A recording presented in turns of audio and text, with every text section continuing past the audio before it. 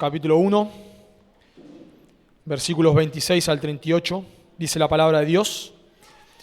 Al sexto mes, el ángel Gabriel fue enviado por Dios a una ciudad de Galilea llamada Nazaret, a una virgen desposada con un varón que se llamaba José, de la casa de David, y el nombre de la virgen era María. Y entrando el ángel en donde ella estaba, dijo: Salve, muy favorecida, el Señor es contigo, bendita tú entre las mujeres. Mas ella, cuando le vio, se turbó por sus palabras y pensaba: ¿qué salutación sería esta? Entonces el ángel le dijo: María, no temas, porque has hallado gracia delante de Dios, y ahora concebirás en tu vientre, y darás a luz un hijo, y llamarás su nombre Jesús. Este será grande y será llamado Hijo del Altísimo. Y el Señor Dios le dará el trono de David su padre, y reinará sobre la casa de Jacob para siempre, y su reino no tendrá fin. Entonces María dijo al ángel: ¿cómo será esto? Pues no conozco varón. Respondiendo el ángel le dijo: el Espíritu Santo vendrá sobre ti, y el poder del Altísimo te cubrirá con su sombra, por lo cual también el santo ser que nacerá será llamado Hijo de Dios. Y aquí tu parienta Elizabeth, ella también ha concebido hijo en su vejez, y este es el sexto mes para ella, la que llamaban estéril, porque nada hay imposible para Dios.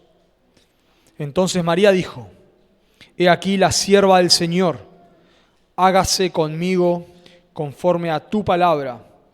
Y el ángel se fue de su presencia. Como ya lo dijo Santi, no hay un mandato a festejar la Navidad.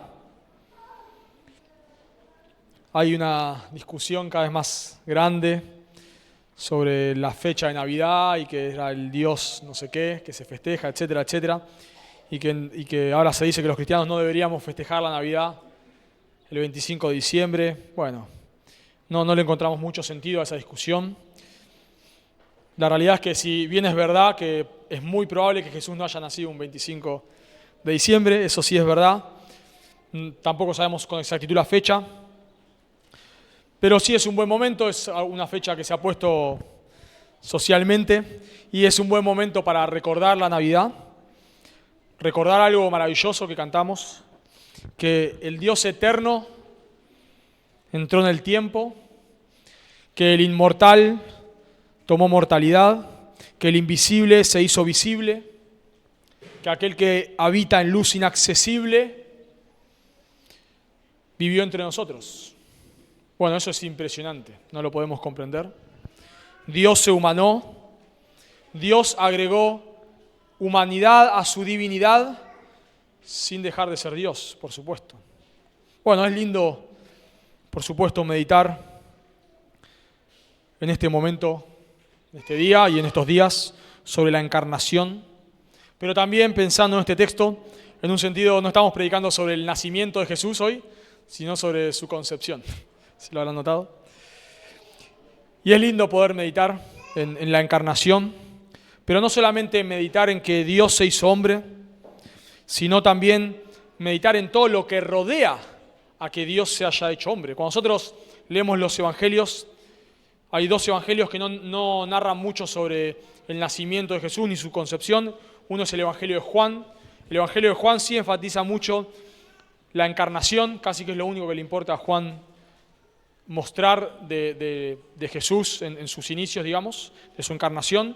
Comienza así el evangelio, en el principio del verbo, y el verbo era con Dios, y el verbo era Dios, y luego dice Juan en capítulo 1, versículo 14, y aquel verbo fue hecho carne y habitó entre nosotros. O sea, a Juan lo único que le interesa resaltar es que Dios se hizo hombre, y ya luego de eso Juan ya comienza con Jesús adulto. Cuando vamos al evangelio de Marcos, peor todavía, digamos, casi nada nos nombra a Marcos. Prácticamente Marcos se mete ya en el ministerio del Señor Jesucristo. Pero cuando vamos a Lucas y a Mateo, ambos nos narran el nacimiento y nos narran la concepción de Jesús y nos da muchos detalles.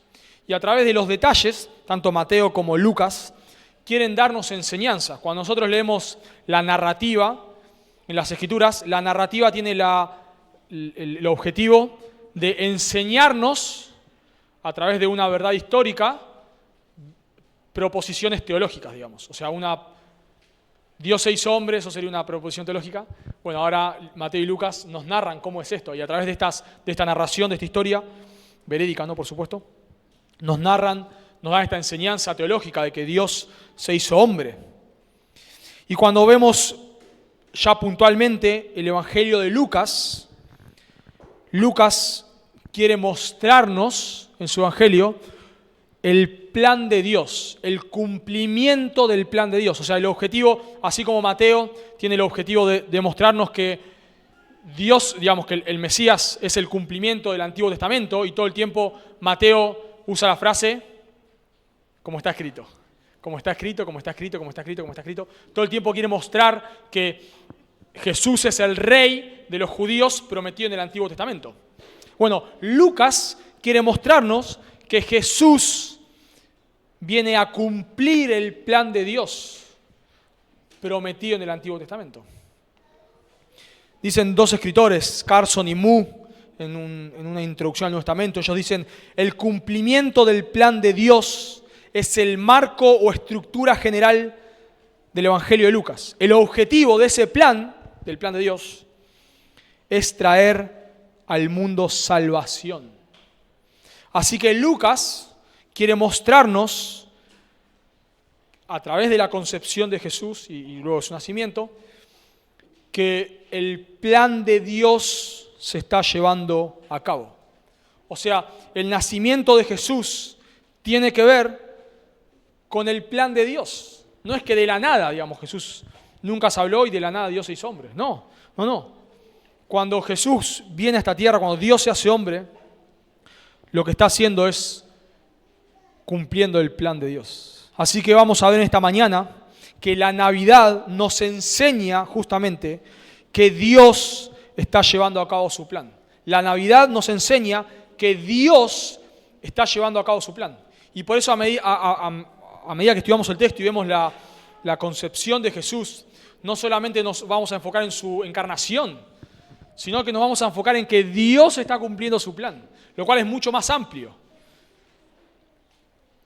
Así que la Navidad nos enseña que Dios está llevando a cabo su plan redentor. Y es lindo que, por lo cual estudiamos este texto, que podamos meditar en esta Navidad sobre el plan de Dios. Aprovecho para dar un anuncio. Este miércoles no vamos a tener reunión de oración, así que sería lindo que en la mesa de Navidad, cuando estemos comiendo, podamos recordar la predicación, como lo hacemos los miércoles, hacerlo en la mesa y recordando justamente el plan de Dios, maravillándonos que la Navidad nos recuerda que Dios está llevando a cabo su plan redentor. Y vamos a ver en este texto cuatro enseñanzas sobre la Navidad que nos van a mostrar que Dios está llevando a cabo su plan. Y la primera enseñanza que extraemos de la Navidad, vemos que la Navidad nos enseña que Dios utiliza lo insignificante para cumplir su plan. Lo primero que aprendemos en la Navidad es que Dios utiliza lo insignificante para cumplir su plan. Noten conmigo, ahí en el versículo 26 y 27, dice ahí Lucas: al sexto mes el ángel Gabriel fue enviado por Dios a una ciudad de Galilea llamada Nazaret. Bueno, Lucas, en todo su evangelio, sobre todo, mejor dicho, al inicio de su evangelio, en capítulos 1 y 2, Lucas todo el tiempo contrasta a Juan el Bautista con Jesús en sus dos primeros capítulos. Por ejemplo, vemos que en ambos casos, tanto de Juan el Bautista como de Jesús, vemos la presentación de los padres. Leyó Santi ahí, capítulo 1, versículos 5 y 6, la presentación de Elizabeth y Zacarías. Y ahora se nos presenta en nuestro texto los padres de Jesús. José, obviamente, no el padre físico, sino el padre legal, ¿no? Por supuesto. Pero tenemos la presentación de José y María. En ambos casos, en el pasaje anterior y en este, vemos el anuncio de un ángel del nacimiento tanto de Juan el Bautista como de Jesús. En ambos casos se relata la respuesta de las madres. En ambos casos se nos relata el nacimiento. En ambos casos se dice que los niños se circuncidaron. En ambos casos hay una respuesta profética, tanto de María como de Zacarías. En ambos casos se enfatiza que el Hijo crece. Así que hay una conexión. Lucas quiere mostrarnos la conexión entre Juan el Bautista y Jesús. Y lo notamos en nuestro texto claramente porque Lucas pasa a narrarnos el anuncio del nacimiento de Juan el Bautista al anuncio del nacimiento de Jesús. Noten que en nuestro texto dice ahí en el versículo 26, al sexto mes. Y en el versículo 24 dice que luego del anuncio del nacimiento, de la concepción de Juan el Bautista, Elizabeth se recluyó por 5 meses. Y ahora dice al sexto mes. ¿Al sexto mes de qué? Del anuncio de la concepción de Elizabeth. Y luego dice en nuestro texto, en el versículo 36, he aquí que tu parienta Elizabeth, ella también ha concebido hijo en su vejez, y este es el sexto mes. Así que Lucas quiere mostrar la conexión que hay entre Juan el Bautista y el Señor Jesucristo. Pero cuando Lucas quiere mostrarnos esta conexión que hay entre Juan el Bautista y Jesús, vamos a ver que Lucas tiene un propósito. El primer propósito es descender. Dijimos que Dios usa lo vil y lo menospreciado. Y el primer propósito de Lucas acá es descender. Mostrar que en la concepción de Juan el Bautista, Dios usa lo vil y lo menospreciado. Pero en la concepción de Jesús, Dios usa lo súper vil y menospreciado. Si nosotros miramos la escena anterior, cuando se anuncia la concepción de Juan el Bautista, vemos que en la escena anterior vemos a un sacerdote, pero anónimo. No es un hombre importante, es un sacerdote anónimo, no sabemos nada de este hombre. No es un hombre de prestigio. Este hombre tiene una esposa que es estéril, lo cual en ese tiempo era algo muy mal visto por la sociedad. Así que Juan el Bautista viene a nacer de 2 padres que no los conoce nadie y no son muy importantes. Pero, lo que sí Lucas resalta de Elizabeth y de Zacarías, que son los padres de Juan el Bautista, resalta su piedad. Nos dice en capítulo 1, versículo 6, que ambos eran justos. Y cuando comienza la narración de la concepción de Juan el Bautista, vemos que hay un sacerdote que está en el templo oficiando como sacerdote. O sea, la escena está bastante baja. Pero ahora Lucas desciende aún más. La escena pasa de un sacerdote, que no lo conoce nadie, de la santa ciudad y del templo. Ahora Lucas pasa a un pueblo insignificante, a una mujer que no conoce, que menos la conoce nadie, y ni siquiera sabemos el lugar. ¿Dónde estaba María cuando se le apareció el ángel? No tenemos ni idea. O sea, la escena va descendiendo. Este ángel que fue enviado a un sacerdote, ahora este ángel es enviado a una mujer que todavía no está casada, una mujer insignificante, a un lugar insignificante. ¿Recuerdan cuando Felipe le dice a Natanael, en Juan capítulo 1, hemos encontrado al Mesías, a Jesús de Nazaret? ¿Y qué dice Natanael? ¿De Nazaret? ¿De Nazaret puede salir algo bueno? La ciudad de Nazaret no aparece en el Antiguo Testamento. En la literatura intertestamentaria, o sea, entre el Antiguo y el Nuevo Testamento, no aparece. Josefo, que es un historiador judío, no dice nada de Nazaret. Nadie conoce a Nazaret. Es un pueblo insignificante.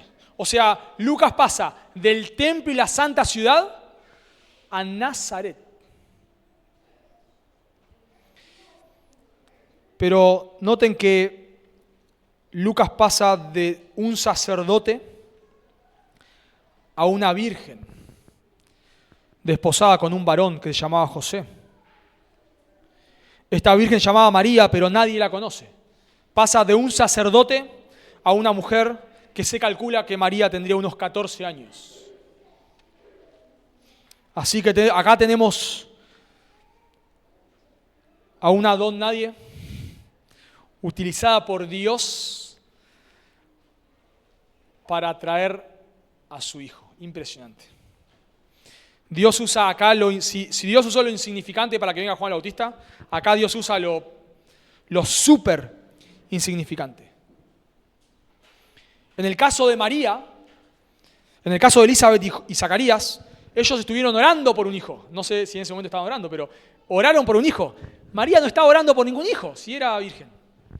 Todavía no estaba casada. Pero Lucas quiere demostrar que Dios usa lo insignificante. Esperaríamos, y creo que San también lo dijo, esperaríamos que si Dios se hace hombre, viniese a un palacio. Si vos tuvieses que enviar a tu hijo por alguna ocasión a un país extranjero, bueno, tratarías de asegurarte que la familia es una familia de renombre, quizás que tenga una buena posición económica, que pueda mantener bien a tu hijo, le pueda dar una buena educación. Cuando me contaba alguien que tiene conocimiento del tema de la adopción, y dice, vos para adoptar un hijo tenés que tener mucho dinero, porque te piden muchos requisitos, demasiados. Así que esperaríamos que si para adoptar un hijo normal, digamos, se pide tantos requisitos, esperaríamos que Dios ponga requisitos mucho mayores para enviar a su hijo.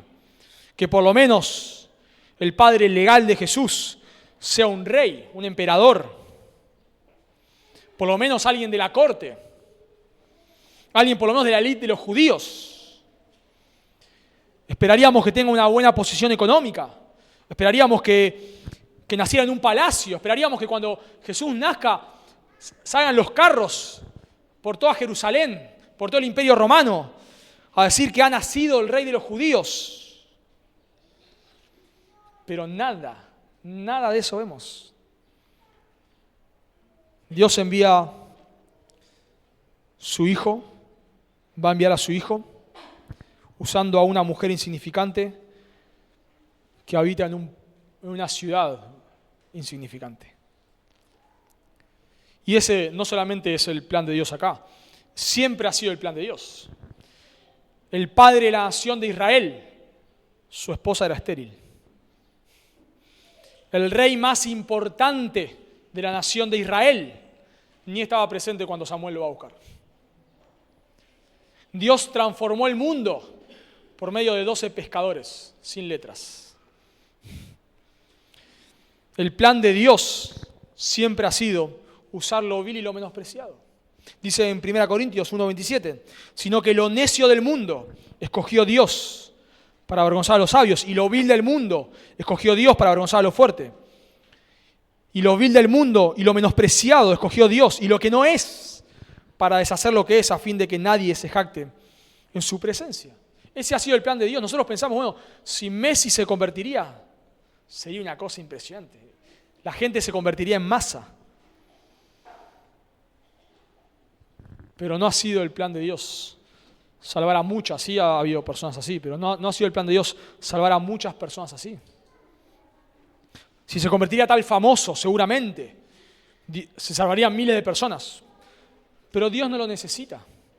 El plan de Dios ha sido siempre usar personas insignificantes.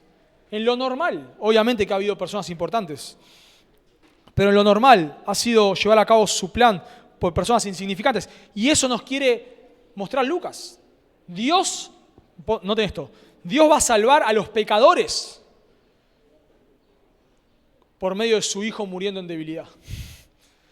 Por eso la gente le dice a Jesús cuando está ahí en la cruz, no te podés salvar a vos mismo. O sea, es ilógico. Vos no decís que nos vais a salvar a nosotros y estás muriendo ahí en la cruz y no podés salvarte a vos mismo. ¿A quién vas a salvar ahí en la cruz? Así le decía la gente a Jesús. Pero ese es el plan de Dios, claro. Dios salvó a la humanidad por medio de su Hijo muriendo en debilidad. Impresionante. En Isaías 53:2, donde se profetiza sobre Jesús, Isaías nos dice, no hay parecer en Él, en Jesús, no hay parecer en Él, ni hermosura. Le veremos, mas sin atractivo para que le deseemos.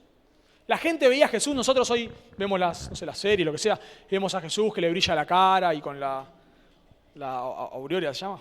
Ahí en la cabeza. O sea, nosotros nos imaginamos que si Jesús pasara por acá caminando, digamos, todos nos daríamos cuenta que es Jesús. Pero nada que ver. Incluso la gente, cuando decían, este es Jesús, ¿pero este no es el hijo del carpintero? ¿Cómo que este es el Mesías? Hermanos, Dios quiere mostrarnos que Lucas quiere mostrarnos acá, Dios por medio de Lucas, que Dios usa lo insignificante. Para mí eso es una bendición, porque la mayoría estamos acá, por no decir todos, por si alguno se cree importante, ¿no? Pero la mayoría estamos acá, somos don nadie, ¿no? No somos personas de renombre, no somos personas importantes, no somos personas adineradas. Y pensamos, ¿Dios nos puede usar a nosotros? Y bueno, lo más probable es que sí, porque ese ha sido el plan de Dios. Bueno, pero yo no tengo grandes talentos o grandes cosas. Bueno, pero Dios me puede usar, por supuesto que sí.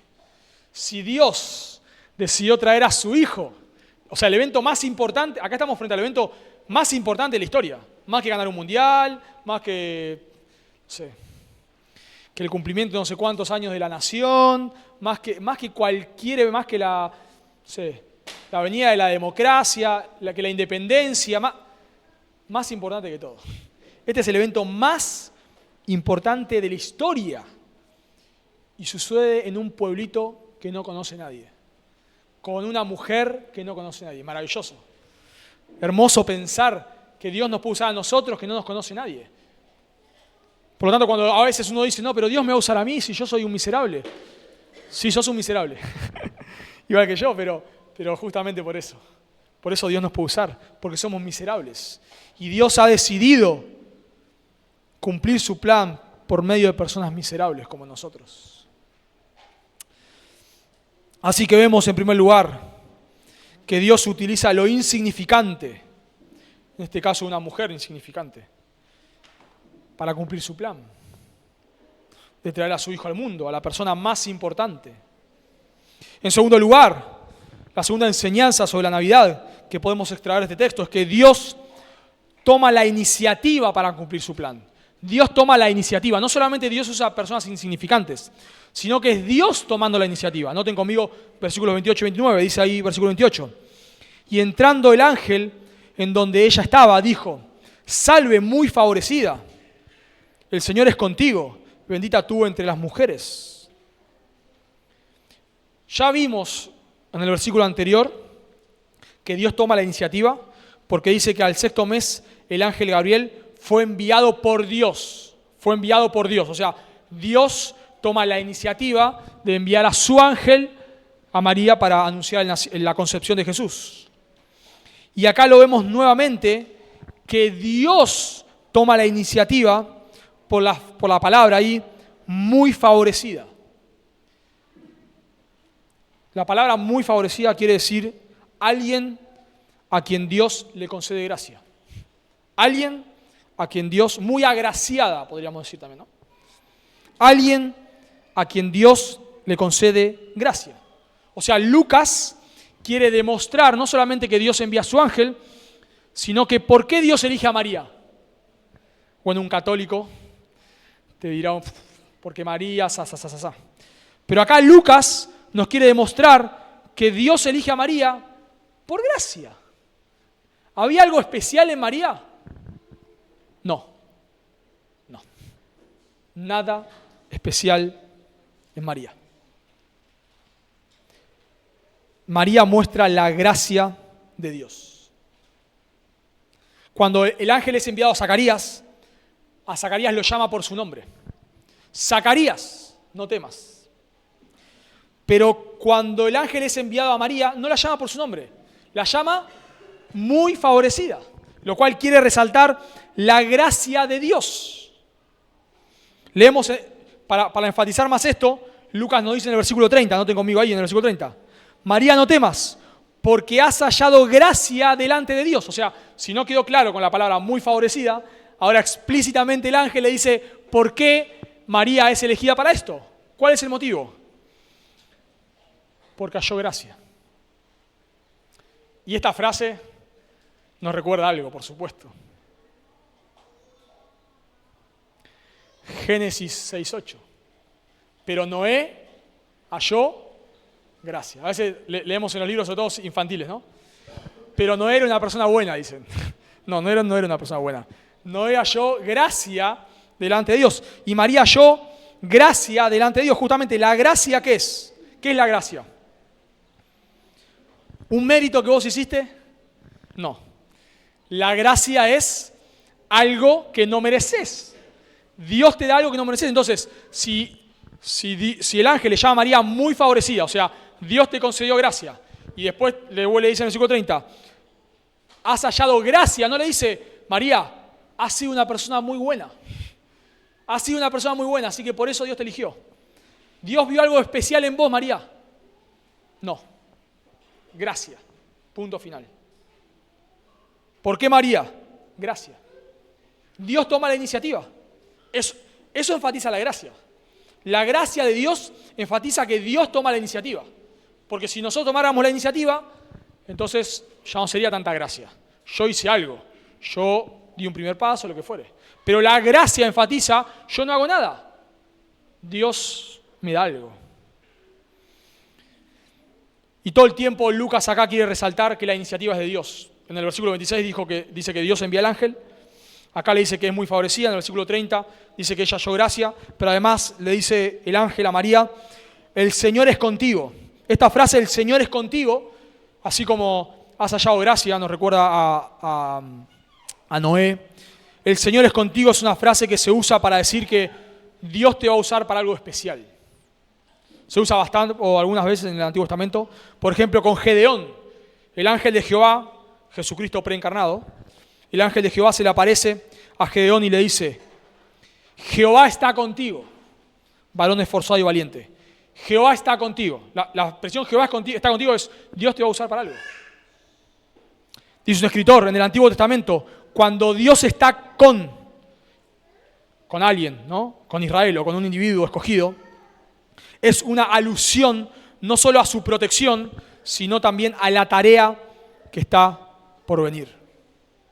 O sea, el punto acá es que Dios está decidiendo visitar a su pueblo. Dios está decidiendo utilizar a María por gracia para llevar a cabo su plan. Lo cual, de vuelta, podemos decir que la Navidad nos recuerda que es Dios llevando adelante su plan. La Navidad nos recuerda la gracia de Dios. Una pregunta que nos podemos hacer, ¿podía haber Dios usado a otra mujer? Sí. Sí, por supuesto que sí. Porque María no había ningún mérito en ella, nada especial. Pero Dios tomó la iniciativa y Dios quiso usar a María. Lo cual de vuelta resalta la gracia de Dios. A veces nosotros pensamos en nuestro orgullo que somos importantes. Pensamos de cierta manera cómo Dios no va a enviar a su Hijo para salvarme a mí, ¿no? ¿Cómo no lo va a hacer? Por supuesto. Si Dios no podría vivir sin mí por toda la eternidad, ¿no? Casi que pensamos, ¿cómo habrá hecho Dios para estar tanto tiempo, porque todavía no existía el tiempo, ¿no? Pero estar antes de que el tiempo existiese sin mí, ¿no? ¿Cómo hizo Dios? ¿Cómo Dios no me va a salvar a mí? ¿Cómo Dios, claro, no va a dejar su gloria para salvarme a mí? Con lo especial que somos. Así te hacen creer en las iglesias. Vos sos especial. Dios vio algo en vos. Dios vio algo en vos. Por eso Dios te eligió. Por eso Dios te salvó. Dios envió a su Hijo para salvarte porque vos sos especial. Bueno, acá Lucas nos quiere dejar en claro.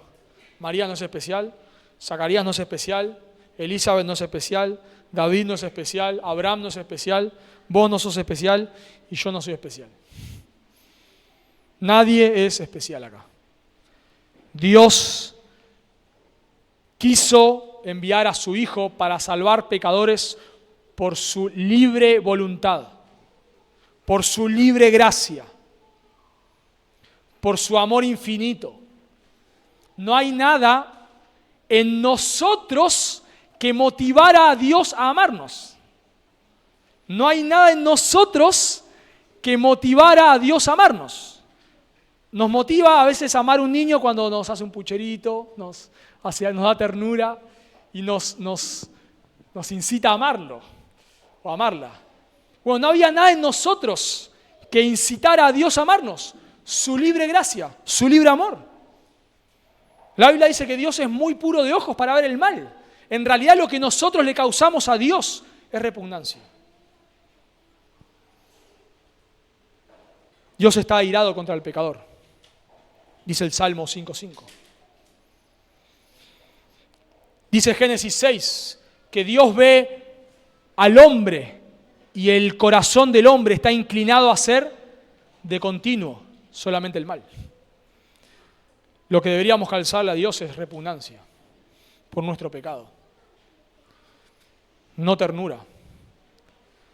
Dios no nos ve a nosotros y ve como un bebé haciendo sus monerías.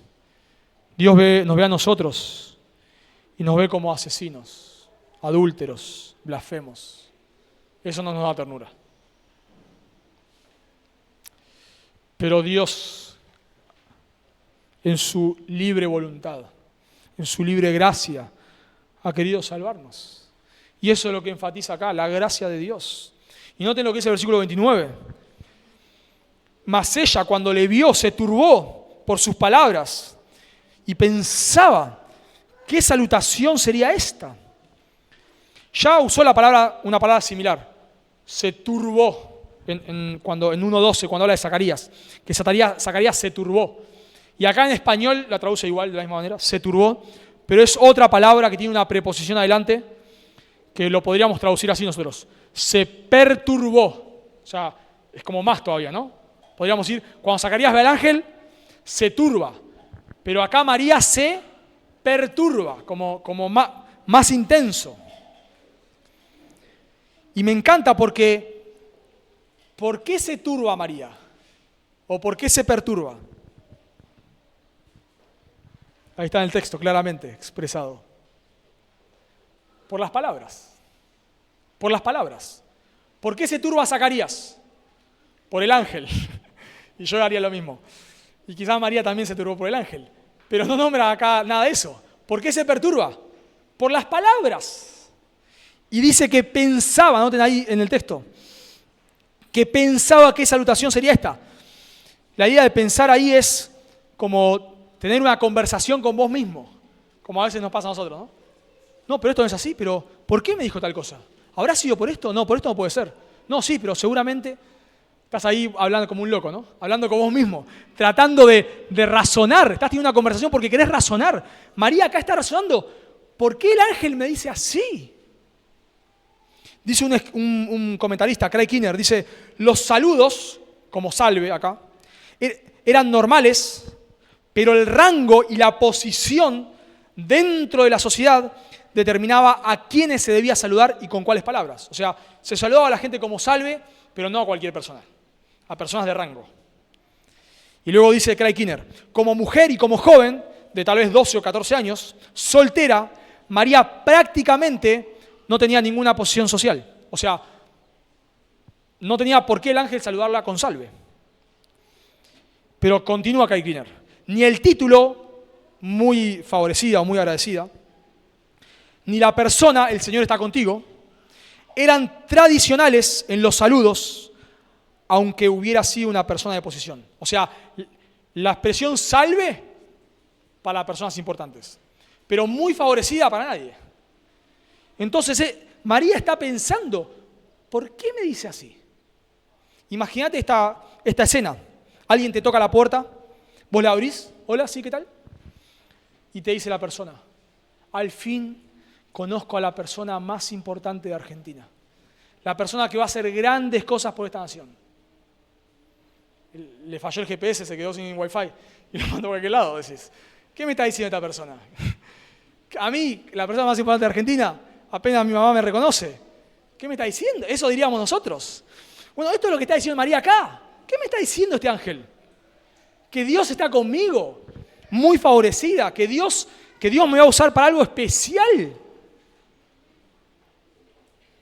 María no entiende la gracia, ¿no? En el buen sentido, digamos, ¿no? En el sentido de, como nos suele pasar, lo que nos debería pasar a nosotros. Señor, ¿por qué me salvaste a mí? ¿Por qué enviaste a tu hijo a morir por mí? ¿Por qué? ¿Por mí? No puede ser, Señor. Te equivocaste. No puede ser. Eso es lo que está haciendo acá María. María no dice, al fin, te estaba esperando. No. Eso es la gracia. Dios, dejaste tu trono para salvarme a mí.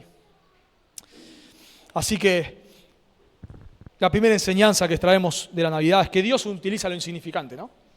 Dios utiliza lo insignificante para cumplir su plan. En segundo lugar, vimos que Dios toma la iniciativa. Dios toma la iniciativa para cumplir su plan. La tercera enseñanza que vemos sobre la Navidad, y me encanta expresarlo de esta manera, es que Dios cumple su plan. O si queremos hacerlo más parecido al otro, que Dios es fiel en cumplir su plan.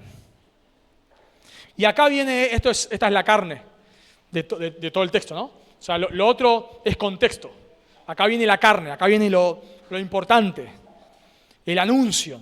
Y vamos a empezar a notar que acá se empiezan a usar todos verbos en futuro, en el versículo 31. Todos verbos en futuro, noten conmigo. Versículo 30 al 33, dice el versículo 30. Entonces el ángel le dijo, María, no temas, porque has hallado gracia delante de Dios. Y no te dará todos los verbos en futuro. Y concebirás, futuro, en tu vientre. Y darás, futuro, a luz un hijo.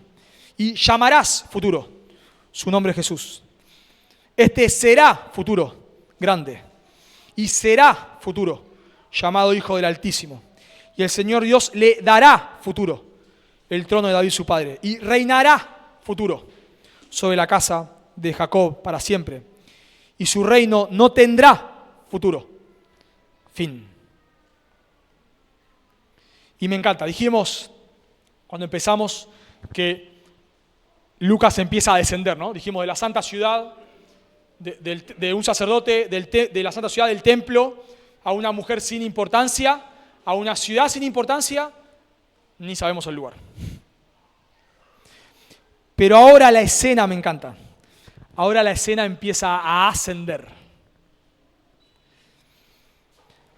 En el pasaje anterior, la que concibe, ¿quién es?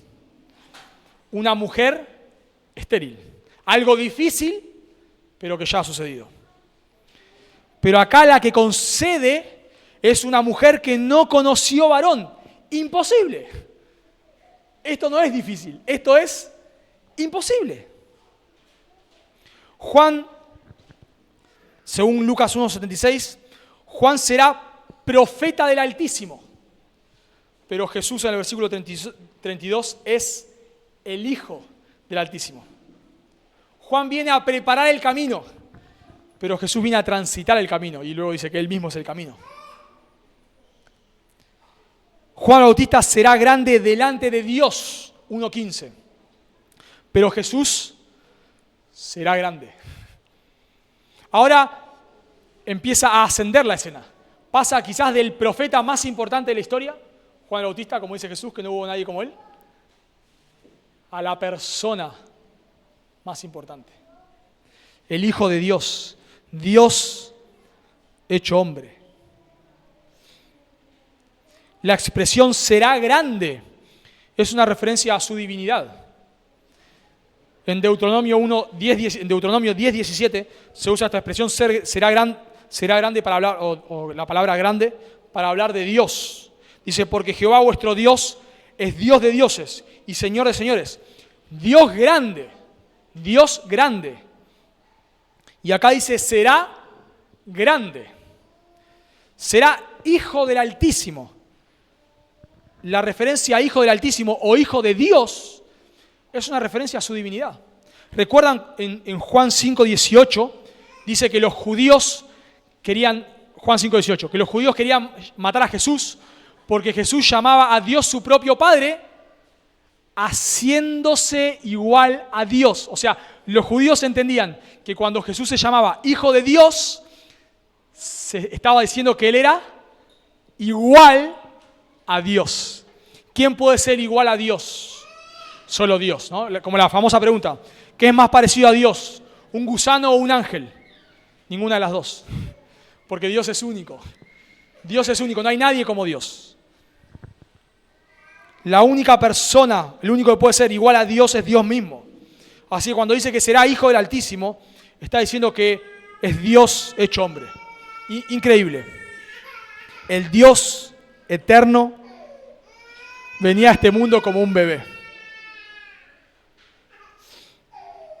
Dios, piensen para alguien del Antiguo Testamento que conoce sobre los atributos de Dios. Piensen, comprender el Dios descrito ahí en Isaías 40, aquel que toma los océanos en el hueco de su mano, aquel que pensa en balanza los collados, aquel que las naciones son como polvo, aquel ante el cual ni Moisés puede ver cara a cara. Dios tiene que cubrirlo porque si no muere, naciendo como un bebé. Impresionante. Cuando las personas han tratado de comprender esto a cabalidad, han caído en la herejía. El gnosticismo ha negado la humanidad de Cristo. El nestorianismo ha negado las dos naturalezas, diciendo que Jesús era dos personas distintas. Dios por un lado, hombre por otro, completamente distinto. El eutiquismo, otra herejía, ha enseñado que las naturalezas se han mezclado para dar una nueva naturaleza, porque no podemos entender, no es humanamente compatible la divinidad y la humanidad. No es compatible en nuestra mente. Porque Dios es eterno y el hombre es temporal. Porque Dios es infinito y el hombre es finito. Porque Dios es inmortal y el hombre es mortal. Porque Dios no necesita nada y el hombre necesita todo. No es compatible. No es compatible para nosotros. No lo entendemos. Pero acá nos está diciendo Lucas que Dios se estaba encarnando. Que lo profetizado en el Antiguo Testamento se estaba cumpliendo. Isaías 7:14. Por tanto, el Señor mismo dará esta señal. He aquí la Virgen concebirá y dará a luz un hijo y llamará su nombre Emmanuel. Y Lucas, en Mateo 1:23, aclara, dice que Emmanuel quiere decir Dios con nosotros. El plan de la Navidad, la Navidad nos recuerda que Dios cumple su plan. Porque Dios prometió enviar a su Hijo. Dios prometió encarnarse. Y eso es lo que está pasando en la Navidad. En la Navidad estamos recordando que Dios cumple su plan. Pero me encanta pensar en esto porque nosotros relacionamos Navidad y cruz, lo cual está excelente, por supuesto. Pero nos quedamos ahí. Hay una imagen muy linda, está por todos lados siempre en Navidad, que es una cara partida en dos, de un lado un bebé gritando y del otro lado sería como la cara de Jesús, ¿no? Gritando en la cruz y mostrando que Jesús vino para morir. Y está bien, está perfecto. Cuando Mateo dice que se le va a poner a Jesús el nombre de Jesús, sí, está bien, o el ángel dice que a Jesús se le va a llamar Jesús, Mateo aclara por qué se le va a llamar Jesús. Porque Él salvará a su pueblo de sus pecados. La cruz, por supuesto. Por supuesto que la Navidad nos recuerda que Dios se humanó para morir. Pero cuando nosotros miramos, hacemos un doble clic y miramos los detalles de los evangelios, podemos decir en otro sentido que Dios se encarnó para reinar y la cruz está en el medio.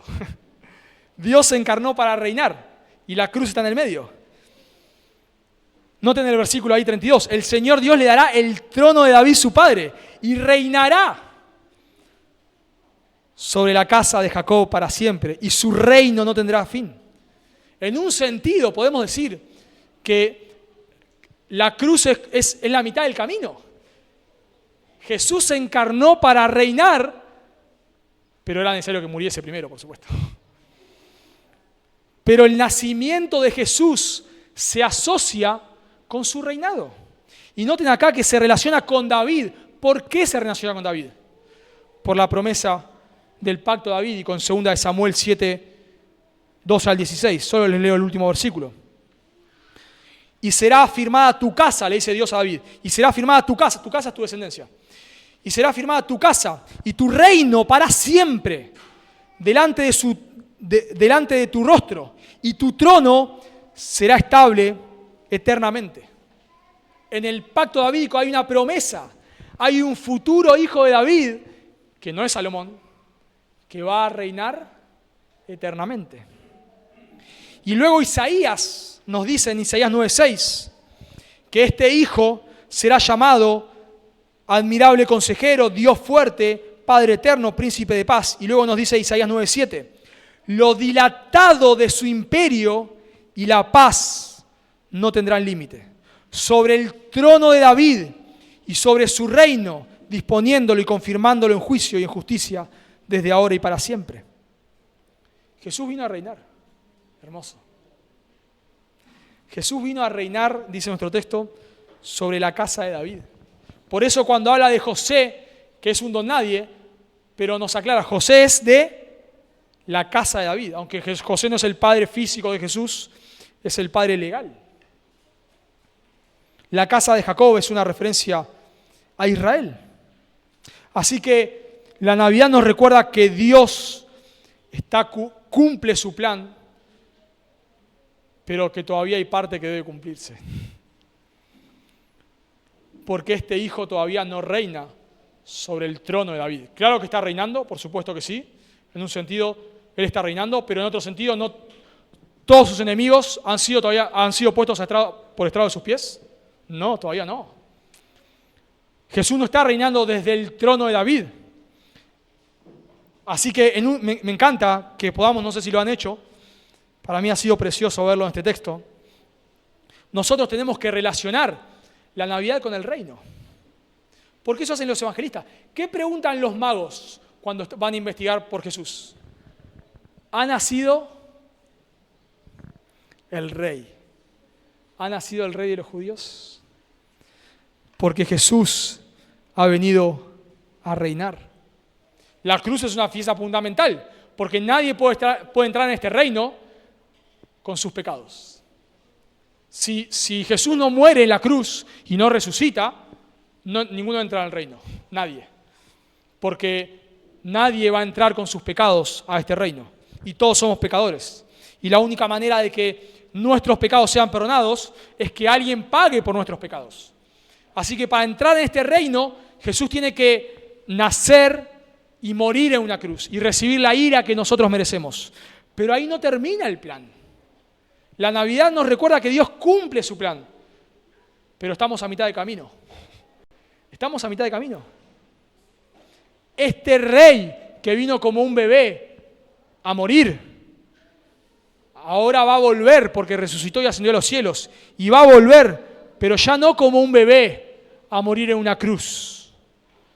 Va a volver como el Rey de Reyes y Señor de Señores a matar a sus enemigos.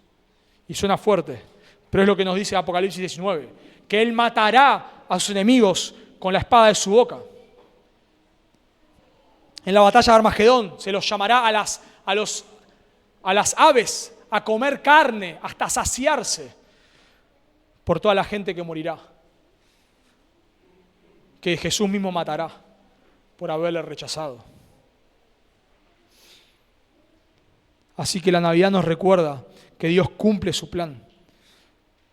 Pero en cierta manera la Navidad nos hace pensar que todavía hay parte que debe cumplirse, como la cena. Cuando participamos en la Santa Cena recordamos, ¿qué cosa? Su muerte, pero que también que recordamos su venida. Y lo mismo tenemos que hacer en la Navidad. Pensar, qué precioso. No, en la cruz no terminó todo. Estamos a mitad de camino.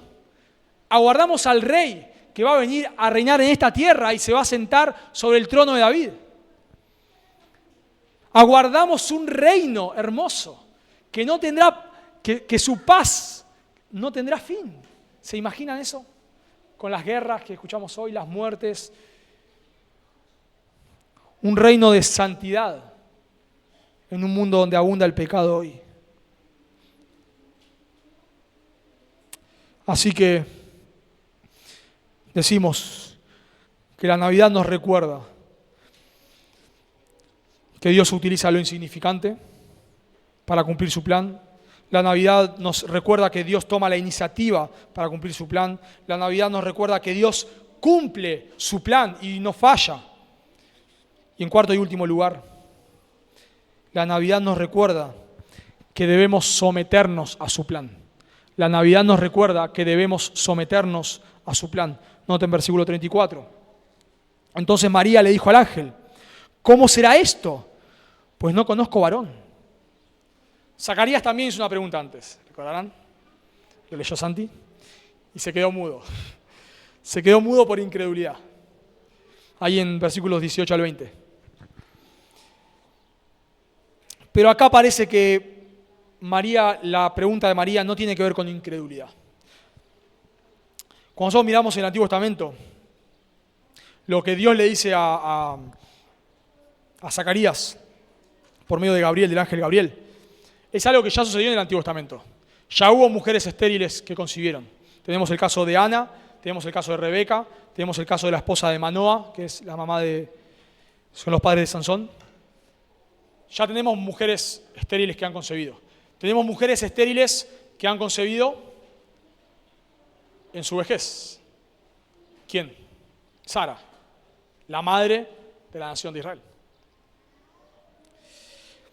Entonces, en un sentido, el anuncio de Jesús, del ángel, a Zacarías es algo impactante, pero no es algo que nunca haya sucedido. Pero acá estamos frente a algo impensado. Acá estamos frente a algo que nunca sucedió en la historia, ni va a suceder. Nunca jamás una mujer concibió sin la intervención de un hombre, jamás. Ni siquiera hoy en día, ni siquiera la fertilización in vitro se compara con esto. Porque en la fertilización in vitro vos sí necesitas un hombre. No necesitas, digamos, todo lo que sucede, pero necesitas un hombre. Sin un hombre no hay concepción. O sea, se necesita la participación de otra manera, pero la participación de un hombre en la fertilización in vitro. Pero acá no hay participación de ningún hombre. Es algo que nunca sucedió, ni nunca va a suceder. Esto es un milagro. A veces vos decís, fui por cada trabajo y fui a abrir con un hombre en la esquina y me ofreció trabajo. ¡Qué milagro! Providencia. Esto es un milagro. Las leyes naturales se rompen. Se rompe una ley natural. Lo natural es que alguien conceba por medio de un hombre y una mujer. Pero acá hay algo que rompe las leyes de la naturaleza. Y María concibe sin la intervención de ningún hombre. Entonces, por eso María pregunta, ¿y cómo será esto? María entiende que su concepción va a ser antes de casarse. Porque si no, no tiene sentido la pregunta. María es como para que nosotros pensemos, un ejemplo, cuando pensamos en el cielo a veces. ¿Y qué vamos a tener en el cielo? Bueno, yo imagino que va a tener la edad que tengo ahora, pero si llego a los 80 años y alguien me conoce a los 80 años, va a decir, va a tener 80 años en el cielo. Bueno, espero que no. Y hacemos preguntas. ¿Y cómo nos vamos a relacionar en el cielo? ¿Y cómo es una vida donde trabajás todo el tiempo y no te cansás? Y donde va a haber reinos, pero no va a haber corrupción. O sea, pero las preguntas no tienen que ver con incredulidad, tienen que ver con que no lo entendemos. Y acá parece que es lo que pasa con María. O sea, María está preguntando porque no entiendo. ¿Cómo es esto? Si nunca pasó en la historia. ¿Cómo una persona puede concebir sin un esposo? Y entonces el ángel le explica. No la deja muda el ángel, le explica. Respondiendo el ángel, le dijo, el Espíritu Santo vendrá sobre ti y el poder del Altísimo te cubrirá con su sombra. por lo cual también el santo ser que nacerá será llamado Hijo de Dios. Los verbos que se usa acá, vendrá sobre ti y cubrirá, no tienen nada que ver con el acto de la concepción. No tiene nada que ver. Son verbos que no se usan para eso. Por ejemplo, la palabra vendrá se usa en Hechos 8, que le dice Jesús a los apóstoles que aguarden hasta que el Espíritu Santo venga, o el Espíritu Santo vendrá. No tiene nada que ver con el acto de concepción. Se usa en Lucas 1:26 para hablar de las cosas que sobrevendrán sobre la tierra. No tiene nada que ver con la concepción. Cubrirá se usa en el monte de la transfiguración, en Mateo 17:6, cuando una nube los cubre ahí a los apóstoles. O sea, la palabra vendrá y cubrió no tiene nada que ver con el acto de la concepción. Acá no hay ninguna connotación de intimidad. Acá hay algo que la Biblia guarda silencio. ¿Cómo sucedió esto? No lo sabemos. Se usan dos palabras. El Espíritu Santo vendrá sobre ti y cubrirá, pero ¿qué es eso? No lo sabemos. No sabemos cómo ha sido esto. Ha sido un milagro.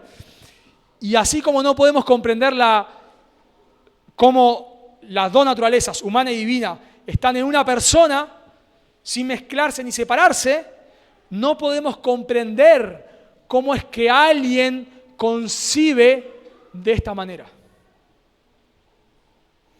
Algunos dicen que la concepción sin intervención de un hombre tiene que ver con la herencia del pecado, porque el pecado se transmite por Adán, pero las mujeres también son pecadoras, sin ofender a nadie.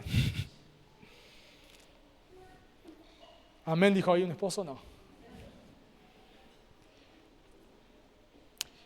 La mujer también es pecadora, por lo cual, si naciese solo una mujer sin la intervención de un hombre, aún así el pecado se tendría que transmitir. Entonces, cuando dice que se cubrió, el Espíritu Santo vendrá sobre ti y te cubrirá, bueno, de vuelta, da la idea en que no sabemos cómo ha sido, pero Dios cubrió a su Hijo de tal manera que el pecado no le afectase. Por eso Jesús es el único ser humano que luego de la caída de Adán nace sin naturaleza pecaminosa. Jesús nace sin naturaleza. Por eso dice que el santo ser que nacerá, ninguno es santo cuando nace. Ninguno. Nadie. Santo en el sentido completamente sin pecado. Nadie. Pero Jesús sí. Porque acá de una manera que no entendemos y la Biblia guarda silencio, porque no lo sabemos, Dios está cubriendo a su Hijo para que el pecado no le afectase. Y acá tenemos a alguien, Dios hecho hombre, que nace completamente sin pecado, para poder cargar con nuestros pecados. Porque si Jesús hubiese nacido con pecado, entonces Él iría a la cruz a pagar por sus pecados. Para que alguien pague algo por mí, esa persona tiene que estar libre de culpa o de deuda. Si nosotros yo tengo una deuda con el banco y otra persona tiene una deuda con el banco y se presenta y dice, vengo a pagar la deuda de Matías. No, pará un momento, primero paga la tuya. Primero paga la tuya.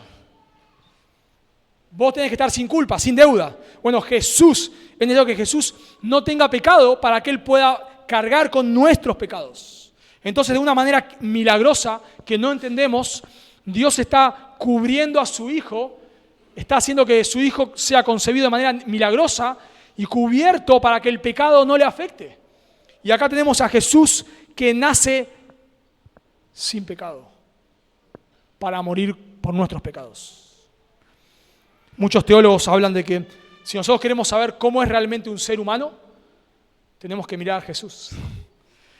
Porque Jesús es el ser humano sin pecado, como lo fue Adán antes de la caída. Si queremos mirar cómo es realmente un ser humano, tenemos que mirar a Jesús. Acá tenemos a Jesús naciendo sin naturaleza pecaminosa, cosa que ninguno de nosotros tiene. Pero me encanta, dijimos que la Navidad nos enseña que tenemos que someternos al plan de Dios y debemos rescatar. Dijimos, pobre María, le dimos con un palo, le dijimos que no es importante, que es una don nadie, etcétera, etcétera. Pero vamos a rescatar algo hermoso de María, por supuesto, y es su actitud luego de todo esto. Noten ahí al final del versículo, en el 38, entonces María dijo, he aquí la sierva del Señor, hágase conmigo conforme a tu palabra, y el ángel se fue de su presencia. La palabra sierva ahí es el término esclavo, y es lindo todo esto porque esta mujer tiene 14 años. Yo en su lugar tendría 100.000 preguntas, me imagino que vos también.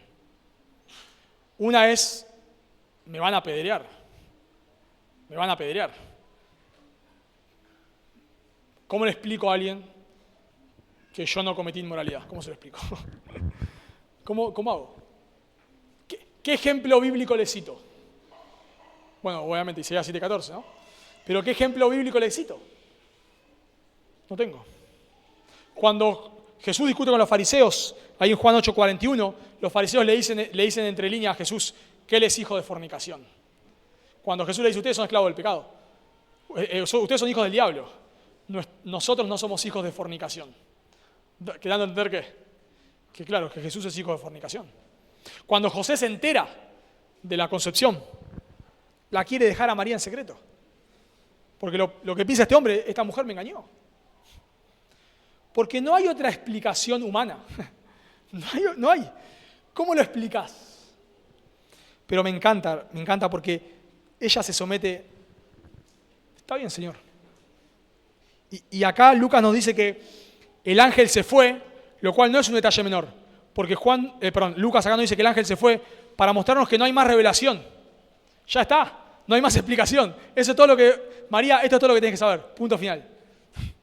No es que luego de esto le siguió explicando. Así que María se quedó ahí con que iba a concebir, que el Espíritu Santo le iba a cubrir, iba a venir sobre ella. Ya. Yo tendría 1000 preguntas. ¿Cómo será esto? ¿Qué me va a pasar? Tenía 14 años quizás, no estamos hablando de una mujer muy madura, digamos, ¿no? Pero me encanta, ella se somete a la voluntad de Dios. Señor, está bien. Yo no sé cómo será esto. Quizás me maten. Pero está bien, Señor. Quizás sea la difamada de todo el pueblo. Si Nazaret se llama la frase, ¿no? Pueblo chico, infierno grande, ¿no? O sea, todo se conoce, todo se sabe, todo. Nazaret, un pueblo de 10 personas, me imagino, no 10 personas, ¿no? Pero se entiende. Un pueblo pequeño, todos sabrían todo. Esta sería la mujer cuando va por la calle. Me imagino, ahí va la mujer adúltera. Pero no importa, está bien, Señor. Está bien. Lo que vos quieras está bien. Y por eso decimos que la Navidad nos enseña que debemos someternos al plan de Dios. Señor, vos has decidido salvar un pueblo para tu gloria y me querés usar a mí. Y nosotros decimos, no, Señor, pero ahora estoy muy ocupado, estoy con mucho trabajo, mis hijos son muy pequeños, todavía no terminé la universidad, todavía estoy con tal situación, todavía no me casé, todavía esto, todavía lo otro. No, 1000 excusas metemos. Ya, Señor, más adelante lo voy a hacer. Pero no, está mal eso. Nuestra respuesta tiene que decir, bueno, Señor, está bien. O sea, no porque se me aparezca un ángel, sino porque ya Dios me dice en su palabra que me quiere usar. Si yo soy un creyente, Dios ya me dice muy claro que debo ir a ser discípulos a todas las naciones. Él ya me lo dijo, digamos, no tengo que esperar ningún ángel que me diga nada. Entonces, Dios ya me dice en su palabra que Él me quiere usar. Nuestra respuesta tiene que ser, está bien, Señor, está bien. Pero no tengo muchos estudios. Pero está bien, Señor, está bien. Pero me gustaría terminar diciendo que en un sentido podemos decir que esta escena es un hermoso cuadro de la salvación. Porque la salvación implica que vos te humilles delante de Dios reconociendo que sos un pecador, que mereces el infierno y que la única manera de ser salvo es creyendo en Jesús. Y te humilles. Esa es la salvación. Es que vos digas, Señor, ¿pero qué va a pasar con esto? No lo sé. ¿Pero qué va a pasar con esto otro?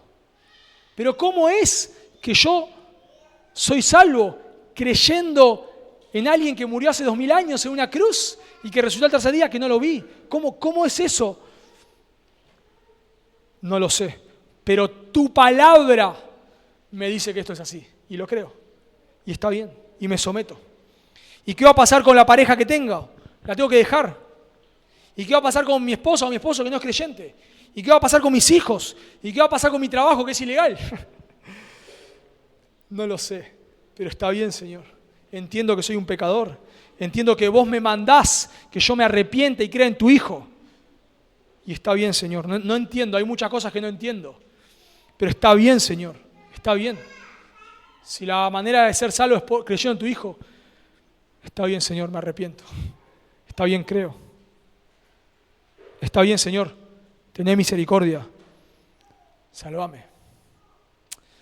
Por favor, te ruego que esta Navidad sea una Navidad en la que halles salvación. Una Navidad en la que te sometas al plan de Dios y creas en su muerte y resurrección por nuestros pecados. Oramos. Amado Señor, queremos agradecerte por este precioso texto, agradecerte por tu precioso plan de redención, agradecerte, Señor, por haber tomado la iniciativa de enviar a tu Hijo cuando no te lo pedimos, cuando no oramos, cuando ni nos importaba. Agradecerte, Señor, por cumplir tu plan. Agradecerte porque tú terminarás de cumplir tu plan y tu Hijo volverá a reinar. Agradecerte, Señor, por habernos dado vida, por haber tenido misericordia de nosotros, por habernos salvado. Gracias, Señor. Y te ruego, por favor, por aquellos que están aquí, que no te conocen, que en esta Navidad tú tengas misericordia de ellos y los llames, que se arrepientan, que se humillen delante de la cruz y confíen solo en Cristo. Te lo pedimos en el nombre de Jesús. Amén.